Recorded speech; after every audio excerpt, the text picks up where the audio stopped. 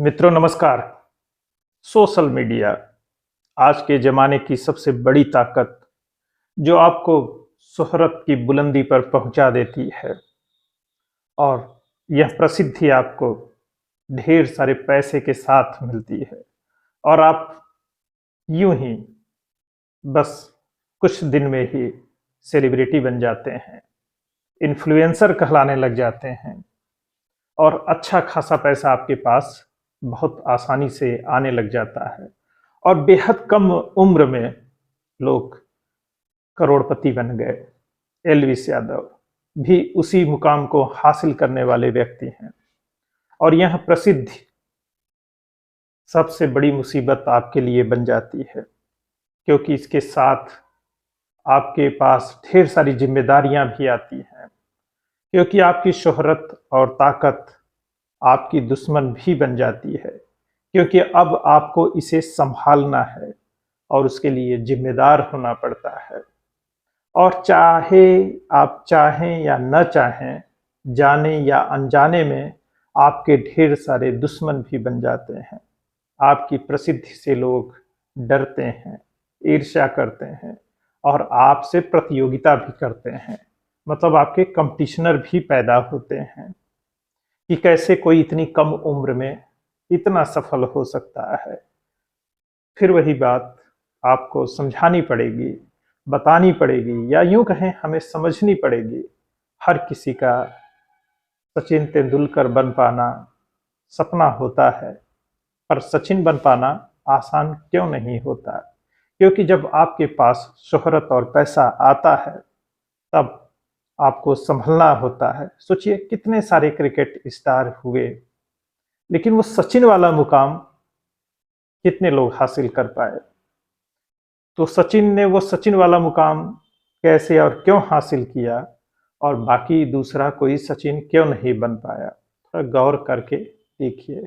सचिन की विनम्रता, बेदाग 20 साल का क्रिकेट कैरियर, मतलब जो आरोप भी उस पर लगाता है वह खुद आरोप के घेरे में आ जाता है।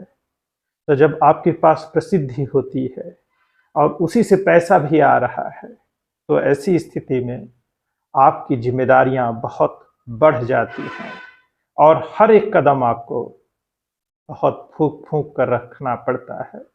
अब एलविस यादव पर जिसने आरोप लगाया है वह हमारी मेनका गांधी का एनजीओ है। मेनका गांधी जी जो वन्य जीवों के संरक्षण के लिए लगातार काम करती रहती हैं। सांप, सपेरे, भालू से जुड़ी तमाम कहानियां मेनका जी की प्रसिद्ध रही हैं और समय समय पर वह खूब खबरों में रहती हैं। तमाम पत्रिकाएं और इसी तरह से काम वो करती हैं।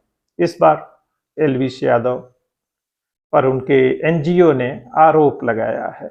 अब हम लोगों की क्या जिम्मेदारी बनती है कि महज किसी आरोप पर या किसी के कुछ कहने पर अंतिम सत्य पर मत पहुंच जाइए और कोई अंतिम निर्णय मत दे दीजिए, क्योंकि इस तरह के आरोप लगाया जाना भी तमाम प्रसिद्धि और रणनीति के हिस्से होते हैं और हर आदमी प्रसिद्ध होना चाहता है। ऐसे में जब तक बाकायदा पुलिस की जांच न हो जाए, सबूतों को अच्छे से विश्लेषित न कर लिया जाए, तब तक किसी को न तो अपराधी मानिए न तो उसे निरपराधी मानिए, मतलब निरपराध मानिए। क्योंकि हमारा निर्णय देने के लिए हमारे पास कोई भी तथ्यात्मक जानकारी नहीं है। तमाम यूट्यूबर्स, न्यूज़ चैनल वही कही सुनी बातों को बढ़ा चढ़ाकर अपने अपने नज़रिए और एजेंडे के हिसाब से चीज़ों को सेट कर रहे हैं। अब किसी को एलविस यादव से इसलिए परेशानी है क्योंकि उनके नाम में यादव लगा है और वो आदमी खुद को पिछड़ा नहीं मानता है। वह जय श्री राम कहता है, वह खुद को प्राउड सनातनी कहता है। कुछ लोगों को तो इसी बात से दिक्कत है। अब वह भाजपाई है, कह लीजिए प्रो हिंदूवादी है। मनोहर लाल खट्टर के साथ फोटो वीडियो भी बने, वही बिग बॉस ओटीटी सीजन जीतने के बाद। तो इस तरह की बहुत सारी चीजें हैं और उसमें बहुत सारे एजेंडे चलते हैं। तो एलविश यादव को भी क्लीन चिट मत दीजिए, लेकिन पूरी जांच हो जाने दीजिए और अपने अंदर के नफरत, तिरस्कार और हीन भावना को जिस तरह से प्रदर्शित कर रहे हैं, अपनी मनोदशा के बारे में थोड़ा सा सोच कर देखिए, या किसी के बारे में भी इस तरह की ओपिनियन इतनी जल्दी मत बना लीजिए। अभी हमारी जो मेनका गांधी हैं, लगातार वो लोकसभा की सदस्य रही हैं, वरिष्ठतम सदस्य हैं।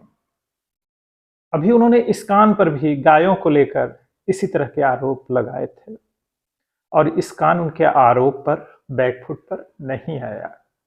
इसी तरह एलविस यादव को भी सफाई देनी पड़ेगी, पुलिस की जांच होगी। महज किसी के कह देने से कोई अपराधी साबित नहीं हो जाता।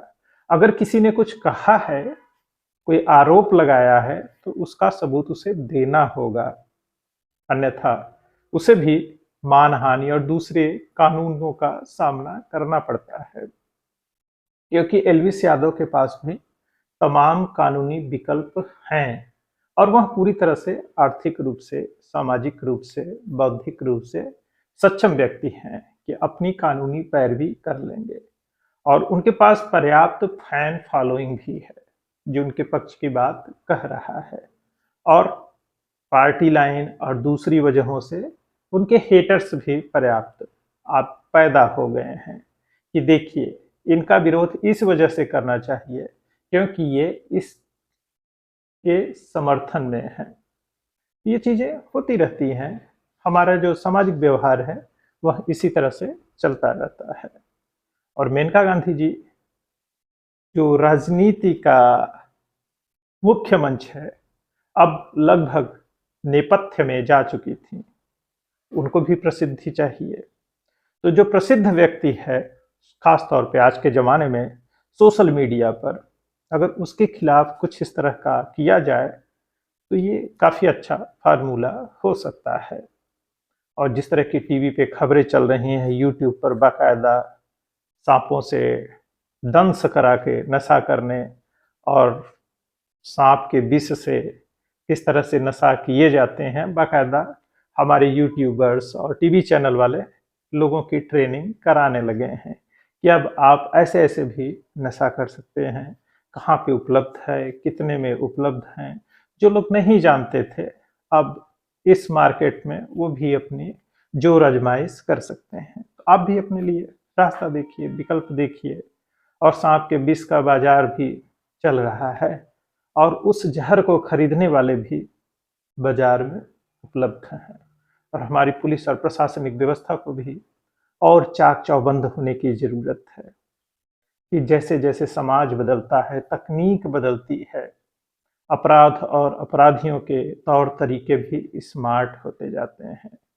और हमारी जो नई पीढ़ी है, जो जिम्मेदार पीढ़ी है, चीज़ों को ज़्यादा बेहतर ढंग से देखती समझती है, वहाँ प्रसिद्धि और पैसा दोनों अच्छे से कमाना जानती है। ऐसे में उसे सामाजिक तौर पर ज़्यादा जिम्मेदार और जवाबदेह होने की भी ज़रूरत है। तो हमारे एलविश यादव जैसे जो नवयुवक हैं, उन्हें भी अपनी जिम्मेदारियां और बेहतर तरीके से समझने होंगी। अब किसने क्या किया है, क्या हुआ है, इस पे कोई निर्णय हमें नहीं देना है। पुलिस की जांच होने दीजिए, जो सबूत और साक्ष्य मौजूद होंगे उन्हीं के संदर्भ में चीज़ों को जांचा परखा और समझा जाएगा। और सच में अगर जो गुनहगार हों, उन्हें किसी भी कीमत पर छोड़ा नहीं जाना चाहिए। और जब भी कोई अपराध हो, अपराधियों को कड़ी से कड़ी सजा मिलनी चाहिए, वह कोई भी व्यक्ति हो, वह प्रसिद्ध हो न हो, इस आधार पर उससे कोई मुरब्बत नहीं होनी चाहिए। जय हिंद, जय भारत।